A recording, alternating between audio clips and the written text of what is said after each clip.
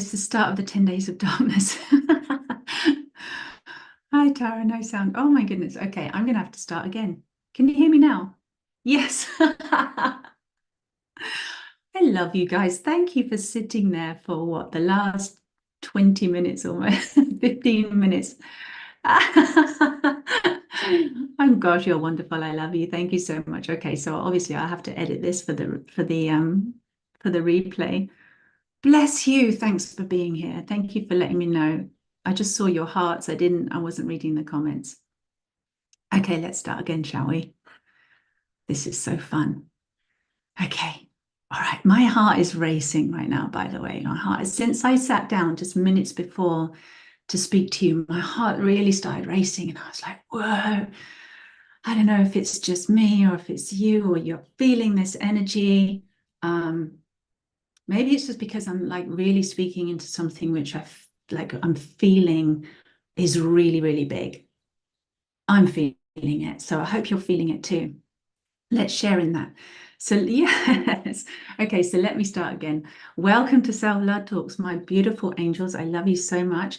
Thank you to all my subscribers, to those of you that rock up with me every week live. I love you. Thank you for supporting my message and for my channel. And to all of those who are new watching this live or replay, welcome. It's great to have you. Please consider subscribing and liking if you like my content and this is helpful to you and you're enjoying it, because that helped boost the channel and I really enjoy that. So thank you so much. So today I'm talking about the eclipse preparation and stepping through the shadow. And I'm going to be talking about moving from the known to the unknown, what that looks like, how that works, why it's important, because we do have this epic event that's coming up, the eclipse on the 8th. And I'm going to talk a little bit about why that is so epic and what that means and why I think we should be using this moment for our own metamorphosis, our own awakening, and what impact that I believe is going to have and is having for us, why that is so important and how to do that. So your emotional body is on fire as well, Jean. Yeah.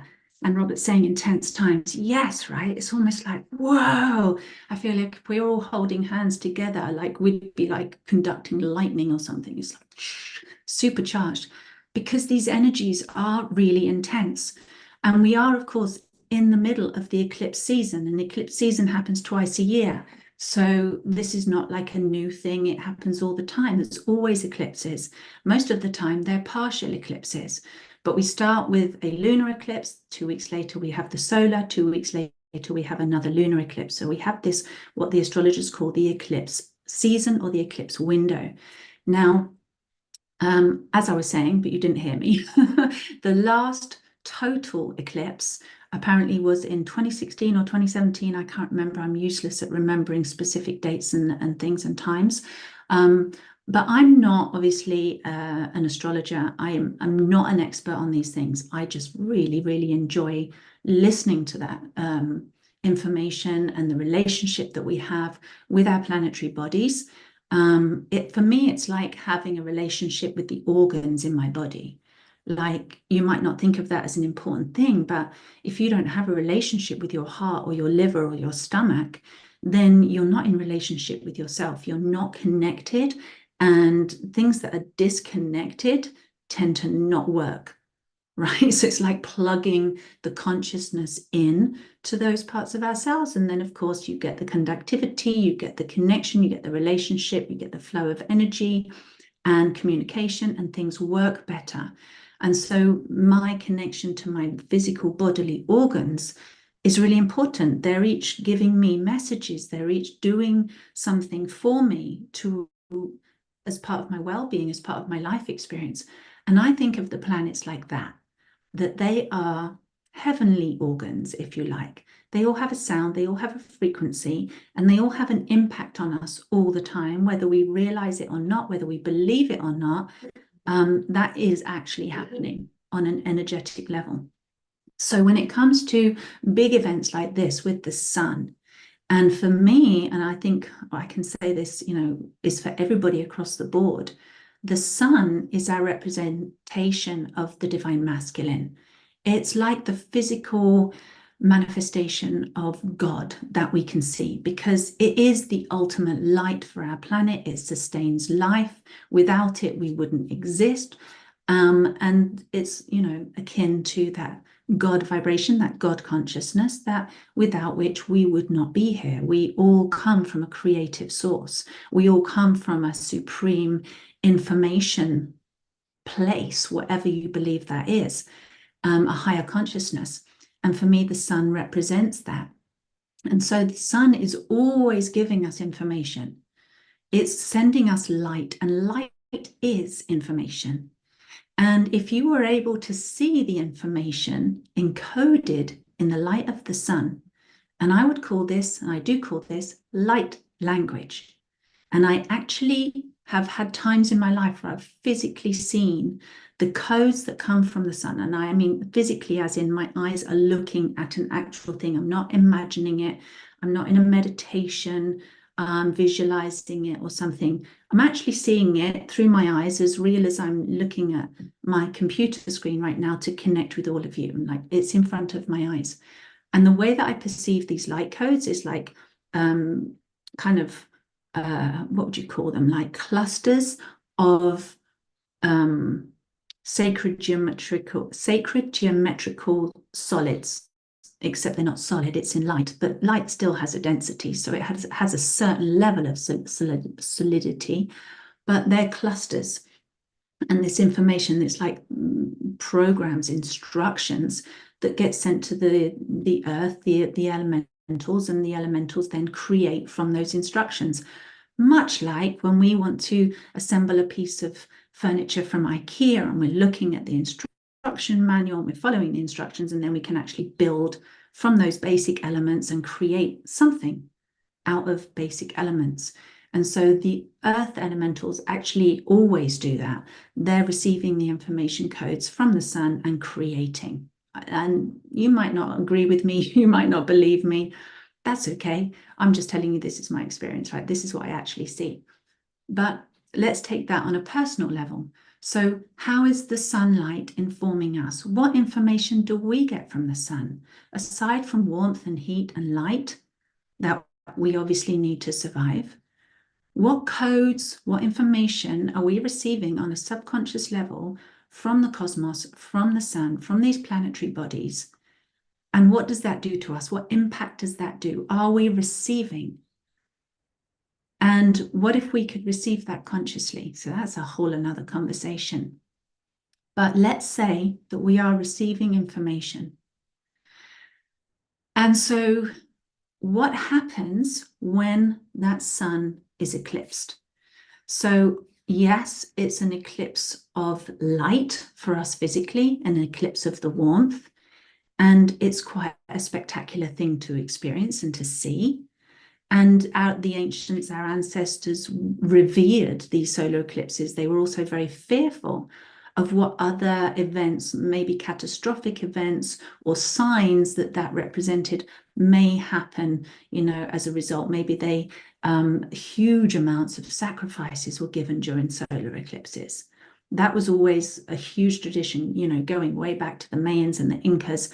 They would, it's quite horrific, but mass slaughter would happen as a sacrificial offering to the sun god in order to appease God, in order to appease the sun and to encourage it to shine its light again.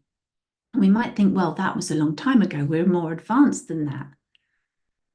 But I'm going to invite us to question, well, really, are we? And what if those sacrifices, clearly you and I, we're of that similar consciousness. We are not interested in physically sacrificing any living being, I'm sure. I would hope not. But still, that ancient ritualistic practice, those ancient beliefs, they're still embedded in our psyche.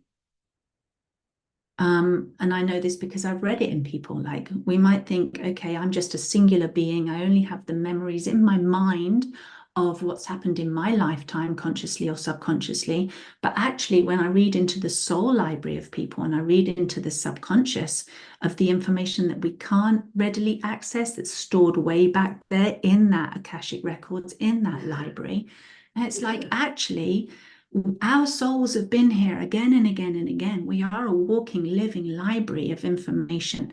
And that's not just written in the soul, but it's written in the DNA, it's written in the cells, it's written in the water of our very bodies. It's like that information of those ancient practices, that ancient information is stored within us. So on some level, what if we are still partially afraid, maybe, of appeasing that God, of wondering about death and new life, because that's what an eclipse represents. It's the death and rebirth situation. And so what if a part of our souls, or what if that memory in us gets a little bit afraid about that? And what if a part of us on a subconscious level actually is still tapped into or operating on a subtle level, that sense of, I need to do something to appease God. I need to do better. I need to sacrifice something. And I'm going to offer that we do not have to run on all programs. And there is a choice element involved in that, of where you bring your consciousness to, with an open mind and an open heart, to recognize where your fear programs are running in you, what you are actually afraid of. If you are afraid of death, even if you're afraid of life, actually, which I think is perhaps even a more prevalent thing. But what if that sacrifice still happens, in that when we go through an eclipse like this, that the sacrifice is actually letting go of beliefs that aren't actually serving us, that are no longer needed, and that perhaps were never actually real in the first place. Are you following me? So let's talk about the shadow, and let's talk about the known and the unknown. And to do that, I want to focus on the ego for a moment, and how we perceive reality, what we perceive as ourselves in terms of that letting go process. Okay, so we're like, okay, we all of us have an ego. We have and this is the way I see it, right? And bear in mind that I read inside people's bodies and heads and souls and everything. And so the ego, as I see it, let me get a little. You see this? You see this memory card? It's like a storage thing that you click into your computer. And inside this little thing here is storage for memory, right? And so the ego is a lot like this, where it's plugged into this general area of the left hemisphere of the brain, like a chip installed in your head, that tells the rest of this physical matter, your energetic systems, your electrical systems, your organs, everything, that you are separate. It tells this energy of you that you are separate. It programs you. Ding, so that then you believe, it's like a inserted program, the ego, that tells you that you are separate, a separate being from everything else. You're not just a blur of light in a huge field of other light and other blurs of light, where you can't discern the difference between where I end and you start. With this ego, we have a very defined sense of physical self. This is me, and I stop here where my skin stops, and I don't extend into this area beyond my skin. And it also informs us, it informs our mind, that we have a singular identity, that I am, that you are. This is me. This is me, Tara. That's you, Robert. That's you, Jean. That's you, Jess. That's you, Juji, that's listening on this program right now. That's you, Autumn Rose. that tells you you are a singular separate being. And then with that, we have our own memories, we have our own beliefs, we have our own programmed information that our mind, that our egos have been programmed with. And not just passively and innocently as you do, you go through life and you learn this is how you behave, that's not how you behave, this is how you get love, that's not how you get love. It's not even that innocent and that simple. Our egos have been heavily, heavily programmed to an unfathomable, almost inconceivable amount. I don't think we realize just how heavily programmed we have been to not just identify as separate human beings, because in itself, that's quite lovely. It's like we get to have an individual, unique experience of life. That's beautiful. That's a gift. That's a great thing that the ego gives us. But beyond that, it really densely informs us that we are limited, that we are mostly helpless, that we are powerless, that we are codependent, that we suffer, that we're victims.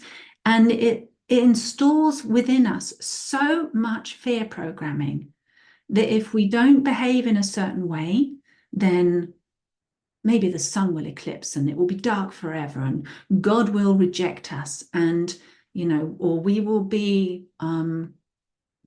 attacked in some way, or we will be imprisoned in some way, or we will be shunned from society in some way just for being ourselves. If we don't conform to the norm that we have been programmed to believe is real. So it's like taking the all that you are beyond what even your conscious mind can fully grasp and squeezing it down really tightly and narrowing it to a very small bandwidth as to what we can see, taste, touch, smell, hear on this third dimensional physical realm. Like that this is reality, and everything or anything beyond that in those invisible realms doesn't exist. Like the realist will tell you, only that which we can see and touch and smell and taste with our normal senses is real. And therefore, what's happening in the world is real. The wars, the atrocities, the devastation, the ruining of our planet, the weather patterns, all of these terrible, terrible things, that's reality. And therefore, you better conform. Therefore, you better behave in a certain way. Therefore, you better like atone and be afraid, because you are helpless, you're a victim, everything else has more power than you do. Is this making sense? Are you with me? So we're told that this is the normal. This is reality. And our egos identify with that. And we go, okay, this is our known reality. And any sense of moving away from that known reality feels scary. And this is what I meet on almost a daily level, working with people, talking to them about unconditional self-love, talking to them about actualizing their soul potential. And of course, everybody wants that, right? You and I, conscious, loving beings, we all want that. We all want that sense of, I want to live from my full soul potential. I want to embody my full self. I want to self-actualize into my greatest power. I want to be that biggest, best, most amazing version of myself. I want to move out of the singularity and into the unity consciousness. I want to raise my vibration. I want to raise my consciousness, right? That's what most people come to me with. They want help to fulfill their potential, actualize their potential, and be more amazing, their fullest, most amazing selves, which feels like the unknown to them. And maybe it does to you too. Do you feel like, okay, you have a sense of that? You have a desire, a longing for that. Something inside of you is calling you. Something inside of you is like urging you. There's something more to me than just my ego, than just this reality. Are you with me? So that known reality that the ego perceives, and then which we would say is the known, we know that. And then there's the unknown, but that which you are called to, which is that expanded consciousness, that expanded sense of self, the unknown, the soul potential. Are you with me? So there's a lot of fear. People get really afraid when presented with the opportunity, when presented with this moment, with this window to say, okay, would now be a good time. You're feeling the urge, you're feeling the calling, you want something more. And not just for yourself, but for the whole planet, right? I think I can speak for almost everybody in saying that we all want more love on this earth. We all want more unity. We all want a higher degree of consciousness and awareness, and to go from just surviving into thriving. We don't want the war. We want more light, right? We want that more empowerment.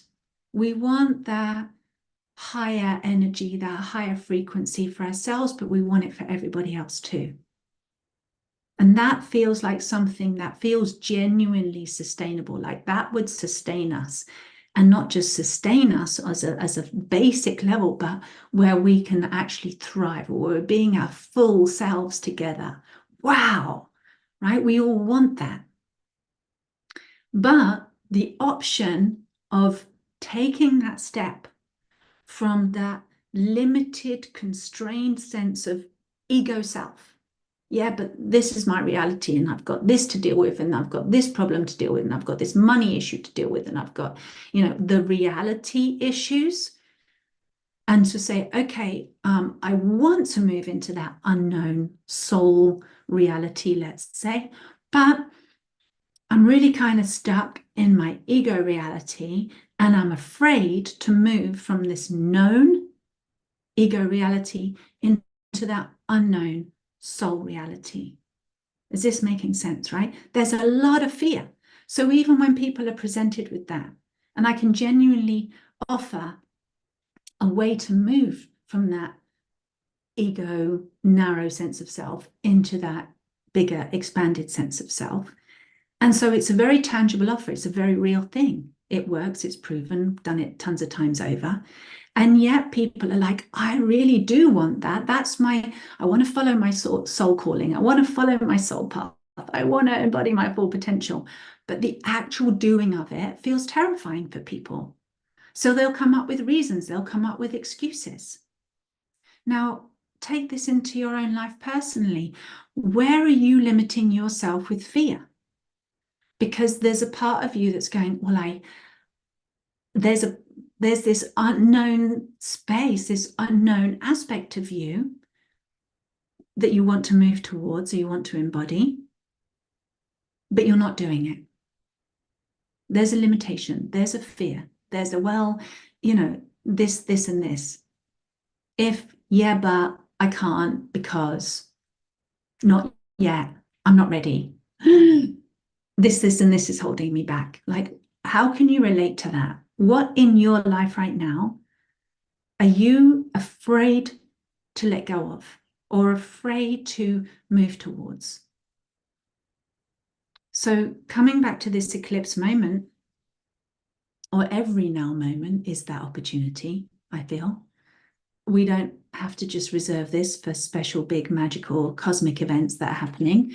Every single now moment, every breath is another opportunity that you exist, that you can become conscious, that you can make a choice. I include myself in this. We can make a choice and say, where does my consciousness need to go? Where does my consciousness need to expand into and connect to bring these other aspects of me, the bigger me, into life? We can do that in any moment. But generally we don't. We're bogged down by the reality, the known reality. Now, with this eclipse, I've been listening to astrologers, And again, not an expert, don't know exactly why, couldn't tell you. So go and do your own research and go and watch the YouTube videos. Some fabulous people out there doing amazing work. And what I've learned about this eclipse is not only is it a full eclipse as opposed to a partial one that happens every 7 years or so, that this eclipse is a rare experience, a rare event that happens every 7,000 years. This eclipse has been a long anticipated, long awaited 7,000-year event. Now, we can hardly take that into our minds, right? It's like, what? Why? Couldn't exactly tell you. I hear these things and I'm like, whoa, and then I don't remember the details. So go and listen to that. But astrologers that I respect, this is what they're saying. And they've been building up to this for the last year, like talking about this event as coming, as pivotal, as very potent opportunity, as a potent moment. And you can bet that there are people who still operating very much from that fear program of let's make big sacrifices. And we don't really know to what scale, to what extent that these people want to do this.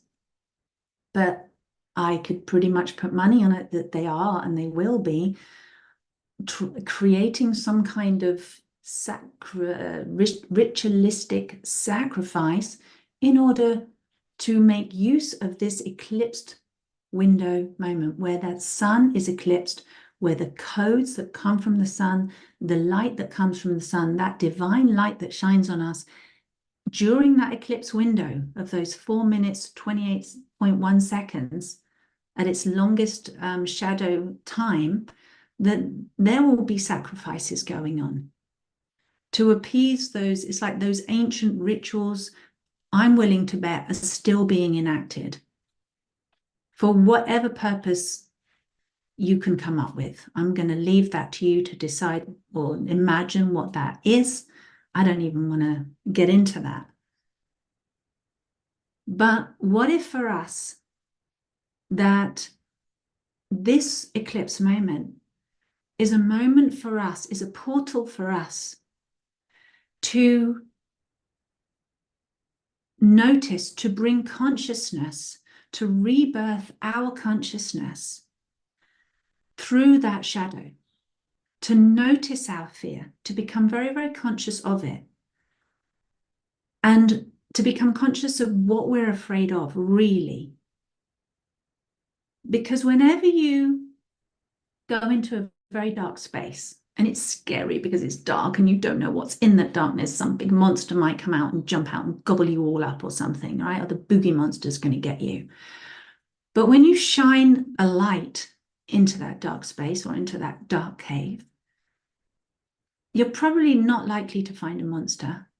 You're probably likely just to actually be able to see what's really in there.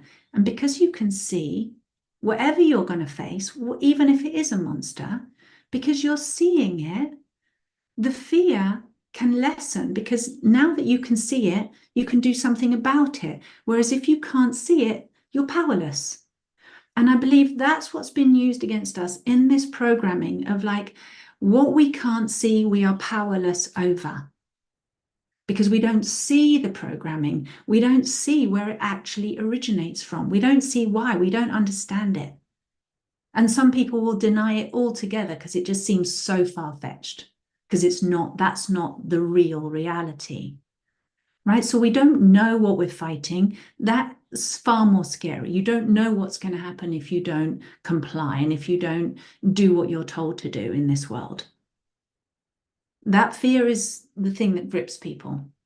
So what if in this eclipse window, and any time you like, now is a good time for anything, that you can actually choose to bring consciousness to bring a light to that shadow in you, that part in you that hasn't yet been met with the light, that dark unknown space. And maybe what that dark unknown space holds is not really monsters, but actually that which you are seeking. that apparently unknown aspect of you, which is your fuller, greater potential, your full soul, your truth, your glory, your own inner light that exists whether the sun is shining on you or not. Does this make sense? Not an external light, but the internal light of you. And bring that internal light into those spaces and really see your full self. What if this eclipse moment is an epically powerful, massively magnifying moment for us to do that? Wouldn't that be exciting? Now let's go back to the sacrificial element. What might we have to sacrifice? And with that, let me tie back in the known and the unknown realities. What if we have to sacrifice that known reality, the known paradigm of this normal ego programmed reality, that this is the known landscape? What if we're being invited to sacrifice that, to release it, to let it go, to give it back, to say, perhaps this that I relate to as reality, perhaps that's not actually real at all. Perhaps what I think I know, I don't actually know, because it's not real knowledge. It's belief. It's programming. It's conditioning. It's patterning. It's control against you or over you. Perhaps we don't actually really know what that is at all. Perhaps we're kind of deluded in thinking that we know what reality is, that if we can see it, taste it, touch it, smell it, then of course I'm a realist, I know what's real. Well, what if you don't? What if we don't? What if that's not actually real at all? Because if you could see, and I believe you can, if you want to, if you choose to, by the powers within you, to actually really start looking and see that this thing that we call reality on this earth, on this density plane, actually isn't dense at all. I interviewed a scientist recently, Mr. David Ash. I think it was him that said this. It may have been someone else that said, actually, everything that we experience as matter and solid is actually 96% space and only 4% density. So there's that scientific reference. But if we could actually see it, as I said, I believe we can, what you would see, I believe, would be similar to what I see. And that is such a complicated, incredible, multi-dimensional tapestry. And what's a tapestry? It's like loads of stitches that form a picture, right? One big picture formed up of loads of tiny little threads, all woven together. But imagine loads of those at different densities, at different frequencies, that create an overall, giving a third dimensional and more than third dimensional, multi-dimensional space in which to exist, where form appears real because of the slower densities, the lower densities rather.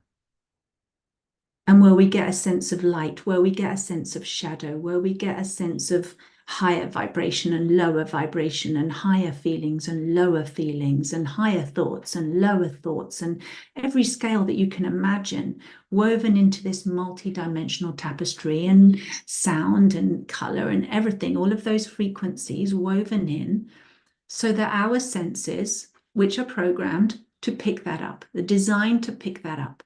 So we have this range of frequency that we're experiencing. And I'm looking out of the window, I'm seeing the sun, I'm seeing the trees, I'm seeing the leaves. But in energetic form, when we break that down, it's not leaves and trees at all. It's patterns and waves and particles of light. So there's that. There's that. It's like, okay, that density that we think is real, that we relate to as our reality, perhaps what we think we know, we don't actually know at all. But what if this reality that we're so attached to, this worldly reality, this physical reality, this bodily reality, the money reality, the relationship reality, the political reality, what if that reality that we think we know, we don't actually know at all? And that we've been programmed to live in fear. So it's not like, oh, we're comfortable with the known and we're afraid of the unknown. And that's why we don't step into that higher, fuller potential of ourselves, because we're afraid of that, because that's what we've been told. What if we're actually constantly living in a state of fear? And what if we're afraid of not living in fear? What if we're afraid of letting go of a reality that perpetuates a state of normal fear, survival, victimhood, powerlessness, limited capacity, limited resources, limited sensory experience, limited knowledge, limited consciousness? That's our normal. We're in fear all the time. And we think, maybe because we've been told and programmed, that if we leave that and go for this unknown reality, the higher, greater self, the unity, the consciousness, that's the scary place because that's the unknown. But what I'm saying, what if it's reversed? What if we actually do know ourselves as a soul? What if we know ourselves as that fuller, higher, greater consciousness, that potential, that divine expression in a human body that we are? What if we actually know that we are far more powerful than we're allowing ourselves to believe? What if we actually know that we are the light, that we are the love that we've been waiting for? What if we actually know that we're not separate at all, but we are all completely intrinsically connected as one whole conscious vibration, as a collective heart, mind, body, awareness? What if we actually know that we are not separate at all from our source, from our creator, from our divine intelligence, wherever we came from, and not came from, but still are? What if we actually know that? What if that's why we get this urge, we get this feeling, we get this pull to get to know thyself, to tap in, to become conscious, to become still enough, to become self-realized, and to embody that which we are? What if that's what we actually know? And when we feel into that, because people think, well, is that scary? People think that's scary to move into that space. But when we feel into that, does that really feel scary? Is it really that you are afraid of being the all that you are, of being the light that you are, of being the powerful, beautiful, unique expression of your soul that you are, of fulfilling yourself, knowing yourself, and actualizing your gifts, actualizing your full spectrum of extrasensory, what we can call extra sensory awareness, which actually is your normal, but you don't know it. That's why it's called extra sensory, because it's out of the range of the normal. But what if that extra sensory is your normal? Because you know it on a deep level, you know. You know it in your subconscious, you know it in your waters, you know it in your bones. Why? Because that knowledge never left you. You are that knowledge. But the ego, and especially the programmed ego, And the programming has been designed to separate you from that knowledge and say, no, that's all woo-woo, that's all airy-fairy, that's not real. This hardcore reality where life is tough, where you must suffer, where we must fight one another, where we have to compete in survival for our resources and we must go to war. And we've been programmed that that's our reality. Does that make sense? It's flipped. And so, is it really scary? And so, what if, are you with me? What if we have an opportunity now? And I mean right now, not even waiting for the eclipse. And also the now of that eclipse moment, where we, pondering this, getting curious and going, what do I actually know? What am I actually afraid of? What if we use this moment, this opportunity, to surrender, to sacrifice the known reality of fear, programming, disempowerment? What if we sacrifice that? What if we gave it back to wherever it came from and said, well, I've tried this on for this lifetime, and maybe I've tried on this fear programming and this reality programming for a few lifetimes. Maybe I've been trying it on for thousands of years. I'm talking woo-woo again for those people who are not realists. But what if we can say, okay, I tried it.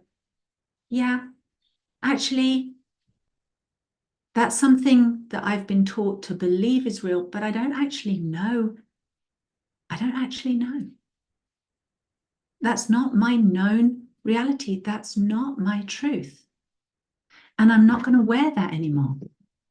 I'm not buying into it anymore. Here, have it back. Yeah, I tried it, have it back. It's like returning an outfit to the store that you brought home, you thought it looked great, or the assistant in the shop told you, you look fab, honey, get that outfit. And you believed her and went, okay, I want to look fab. I've got approval. I'm going to buy the outfit. And it cost you a heap as well. But you take it home and you try it on and you go, actually, this really isn't me. And let's say that trying on phase has been eons, or even just a lifetime, if that's where your belief is right now. But what if you say, okay, I've been trying this on, actually, it doesn't suit me at all. Actually, it doesn't fit. It's not really who I am. It's not a true expression of me. I'm just going to return it to the store. No hard feelings. Thank you very much. Can I have my money back, please? Can I have my investment back, please? Can I have my power back, please? Can I have my own sense of choice back, that actually I know better than you, store assistant, of what works for me and what doesn't? Because we trust ourselves. Okay, so that's a simple analogy, obviously. We're talking about something far more detailed, far more complex, but it's like, actually, it's also really simple. What doesn't work for you? Is your sense of egoic reality, egoic sense of programmed version of you really working out for you? Does it really suit you? Does it really match you? Does it make you happy and fulfilled? Because if not, you've bought into a belief, not a reality. It's not known, it's only believed. And belief and knowing are not the same thing. And can we separate that and say, actually, that's not my truth. Here, have it back. And that's our opportunity to sacrifice that, to give it up. And say, I'm not going to live in fear anymore. I'm not going to live in survival mode. I'm not going to live from that place of a victim, of a terrified of what's going to come back to me. Actually, fear isn't who I truly am. That's a control, that's a manipulation tactic, because essentially at heart, we are really innocent, pure beings. And when, you're born an innocent and pure being, are you not? You're absolutely born just a bundle of love. You're a beautiful little angel when you're born. All you do is love. That's all you know is unconditional love. That should tell you something. That should tell you something about where you came from before you came into this little body. Because that little baby you, that innocent, pure baby you, is just full of light and love. Your ego hasn't yet had a chance to be developed and programmed and told what's right and wrong and who you are and what you're capable of and what you should believe. So that pure innocence of you can so easily be impressed upon, so easily be manipulated, because that's what purity is. It's like it absorbs what's around, like distilled water just absorbs the toxic from the environment. It absorbs what's around. It's easily impressionable. You and I are easily impressionable. Everybody is. We're human beings. That's how we are made. That's how we're born.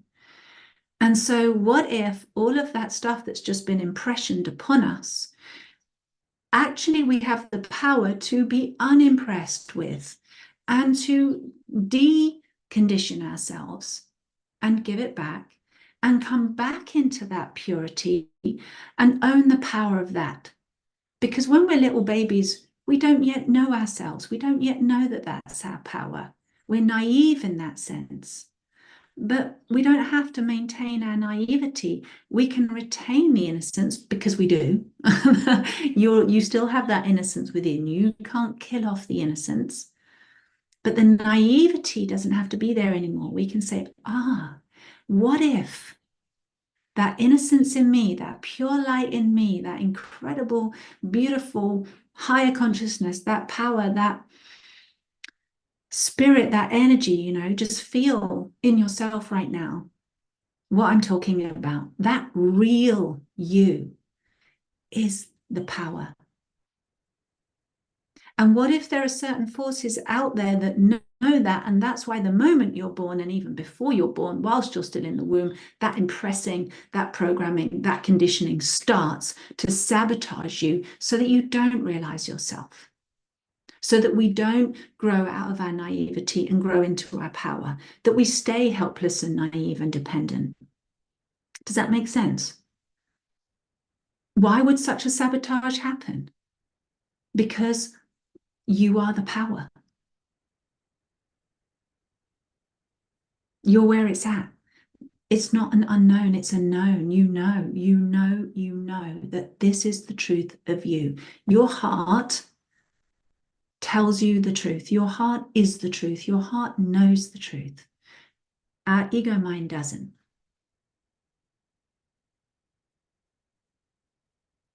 Are you with me? You're sensing, feeling, getting connected to this. I'm sure you are. I know that you are, because I'm not talking rocket science. It might sound complicated, but it really isn't. It's a return to innocence. It's a return to yourself. And maybe it does feel like a rebirth. Maybe it feels like our consciousness has been eclipsed, put into shadow, sabotaged. And maybe coming out of that does really feel like a rebirth, releasing a fear of death, releasing a fear of the end of the world, releasing a fear of the doom scenario where we're all going to be controlled by AI and, all our money's going to be taken from us and we're going to be in a credit score system and, and the war's going to carry on and we're all going to, whatever. Like, what if that, what if that's really, really not true? And you don't have to buy into it. You can just buy into yourself and be like, actually, the light in me is more powerful. And I'm going to sacrifice that. And I'm going to rebirth. I'm going to become conscious of. I'm choosing to actualize who I really am. And just by making that choice, and then when opportunities and moments, which is all the time, by the way, but when we have those opportunities and moments to make another choice, do you want to take the next step? Yes, I do. You have to sacrifice a bit more of the ego identity. You have to sacrifice a bit more of the programmed, conditioned reality. That's fine. Breathe. Move to what you already know within. Keep moving, keep stepping towards what you already know, who you already are, who you don't have to be a better version of because you're already the most amazing version that could ever exist, ever. You've been created that way. It's the real you, the true you. There is no better version. There's the self-realized you. There's the self-embodied you. And every moment you can make a choice. From which reality am I going to live? From the known reality of the I know who I am, actually, and I'm knowing a bit more who I am every single time I breathe, every single time I wake up in the morning. Every single day, I'm going to get to know myself and embody myself and know that which I already know that I am more and more, and choose that path and open that gift of you. Because when we do, when you do that, when I do that, as we all do that, the light within, once recognized, gets brighter, becomes more powerful, it's liberated. Consciousness within us, the divine consciousness, let's call it, or the supreme consciousness, or the higher consciousness, or life itself, loves our little consciousness to tap in, connect in, get connected, get relating, and witness and realize that bigger consciousness that we are. It loves it. It's like, wow, I've been seen. You know, divine consciousness within you is like, wow, I've been seen. Finally, you showed up. She showed up. She saw me. Yay. We're whole again. We're not separate. Right? You become unseparate from your source. You're whole again. Everything amplifies from that place, because we always have a choice to get connected or to stay disconnected, to move into unity or to stay in separation, to move into the real known truth of reality of who you are, or to disconnect from that and be absolutely bombarded in this unreality, in this unknown space, because we don't know what's going to happen in the world tomorrow. We don't know what's going to happen to us, you know, what's going to be taken from us, what's going to be done to us. It's terrifying. Move out of that terrifying, that fearful space, because it's not actually scary to go within. It's the opposite. It's coming home. It's like not moving into the unknown is scary, but it's actually leave the fear and you won't be afraid. Leave your ego. You won't be afraid. Let your heart lead the ego. And this is something I was really thinking about. It's like the ego is designed to not lead, but to be led. It takes instructions. It can work things out. It doesn't know anything at all. It's just calculations. It's just information. It's not actual knowledge. It's just a bunch of beliefs. It's a bunch of information, which is really useful, but it doesn't actually know anything. What knows is your heart. This is always known, always will, always has, is knowledge of all that is, of all that you are in your heart. And so when your heart is the leader of your mind, of your ego, then the ego can settle into its place and feel secure again and feel safe again. And it just has to perform its job. It doesn't have to figure out how to lead you through life and how to solve, you know, the problems of the world and find out how to, you know, find out who you are and what love is all about. The ego will never know that. It's the slave to the heart, if you like. The heart is the leader. And when we have that prioritized in the right way, the mind can relax, the heart gets empowered, and everything else starts to connect and work. And then we're all connected on that heart frequency, not battling with our ego minds with each other. You know, it's so beautiful. And those that actually do think that they can lead by their ego because they've got so disconnected from the real reality, for whatever reason, that ego goes out of control. We have the egomaniacs, we have the narcissists, we have the psychopaths. And these are the people that, or energies or entities, or let's just say is a thing without kind of naming it. It's just a thing that's happened where we have a huge amount of our global society of people getting stuck in this because they've got so separated from their source, because they're so bought into the fear, they're so bought into that program that they're just operating from a completely disorganized, disordered, out of order ego that now thinks it's running the show, because there's no such thing as divinity. It's all by itself. It's lonely. It's alone. It's freaking out. Goes into like hyperdrive. So fighting against people, forces that are running on that program, there's no point. They're already terrified. It's up to them what they choose to do with that. They'll find their way home eventually. Everything does. We don't have to get involved in that. We don't have to attack them or hate them or fight them. That's utterly pointless.